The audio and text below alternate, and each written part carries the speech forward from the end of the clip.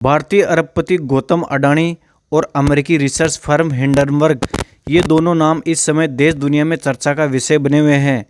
इस short seller company की बीते 24 जनवरी 2023 को पब्लिक हुई रिपोर्ट ने अडानी साम्राज्य को ऐसा हिलाया कि ग्रुप का करीब आधा मार्केट कैप यानी अडानी ग्रुप मार्केट कैप ही साफ हो गया। तो दोस्तों, आज की वीडियो में यही बताने वाला हूं कि हिंडनबर्ग रिसर्च और अडानी ग्रुप चर्चा में क्यों छाए हुए हैं, इन दोनों का क्या मसला है और ये चर्चा में लगातार क्यों बने हुए हैं और अडानी ग्रुप का मार्केट नीचे क्यों जा रहा है। तो वीडियो के एंड तक बने रहिएगा। अडानी ग्रुप को लेकर सड़क से संसद तक हंगामा जारी है। हिंडनबर्ग की रिपोर्ट आने के बाद से अडानी के शेयर्स में भारी गिरावट हो रही है। इस बीच विपक्ष ने भी अडानी समूह पर जांच की मांग शुरू कर दी है। वहीं अडानी समूह ने पहले से ही इस मामले में अपना पक्ष रख दिया। हालांकि अब हिंडनबर्ग की रिपोर्ट पर भी सवाल खड़े होने लगे हैं। आरोप है कि हिंडनबर्ग की रिपोर्ट के पीछे एक बड़ी साजिश है, इसमें बहुत सारे लोग शामिल हैं। ऐसे में सवाल उठता है कि आखिर ये हिंडनबर्ग है क्या। हिंडनबर्ग ने अडानी समूह को लेकर क्या रिपोर्ट जारी की, इस पर अडानी समूह का क्या कहना है। क्या है हिंडनबर्ग रिसर्च? हिंडनबर्ग रिसर्च एक वित्तीय शोध करने वाली कंपनी है जो इक्विटी, क्रेडिट और डेरिवेटिव मार्केट के आंकड़ों का विश्लेषण करती है। इसकी स्थापना साल 2017 में नाथन एंडरसन ने की है। हिंडनबर्ग रिसर्च हेज फंड का कारोबार भी करती है। इसे कॉरपोरेट जगत की गतिविधियों के बारे में खुलासा करने के लिए जाना जाता है।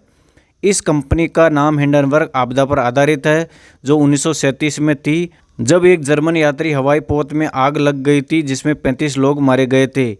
कंपनी ये पता लगाती है कि क्या शेयर मार्केट में कहीं गलत तरीके से पैसों की हेराफेरी तो नहीं हो रही है, क्या कोई कंपनी अकाउंट मिसमैनेजमेंट तो खुद को बड़ा नहीं दिखा रही है, क्या कंपनी अपने फ़ायदे के लिए शेयर मार्केट में गलत तरीके से दूसरी कंपनियों के शेयर को बेट लगातार नुकसान तो नहीं पहुँचा रही। हिंडनबर्ग की हालिया रिपोर्ट क्या है?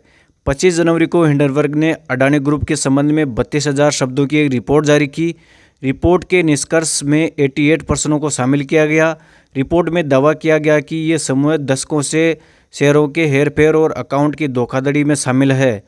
रिपोर्ट में कहा गया कि 3 साल में शेयरों की कीमतें बढ़ने से अडानी समूह के संस्थापक गौतम अडानी की संपत्ति $1 अरब से बढ़कर $120 अरब हो गई।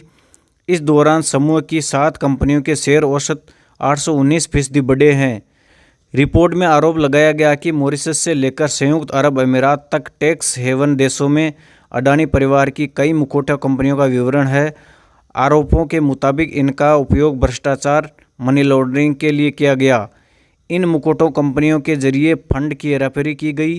कंपनी ने कहा कि इस शोध रिपोर्ट के लिए अडानी समूह के पूर्व अधिकारियों सहित दर्जनों लोगों से बात की गई। हजारों दस्तावेजों की समीक्षा हुई और आधा दर्जन देशों में दौरा किया गया।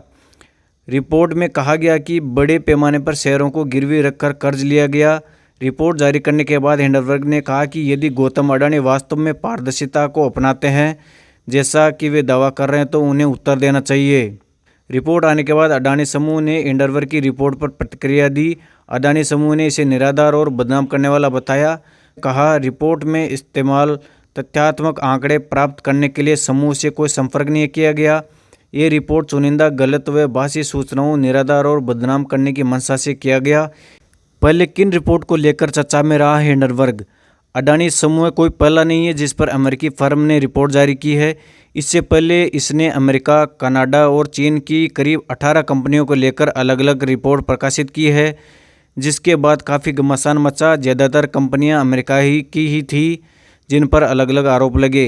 हिंडनबर्ग की सबसे चर्चित रिपोर्ट अमेरिका की ऑटो सेक्टर की कंपनी निकोला को लेकर रही। इस रिपोर्ट के बाद निकोला के शेयर 80% तक टूट गए थे। निकोला के संस्थापक और कार्यकारी अध्यक्ष ट्रेवर मिल्टन ने तुरंत कंपनी से इस्तीफा दे दिया। रिपोर्ट के बाद कंपनी जांच के दायरे में है।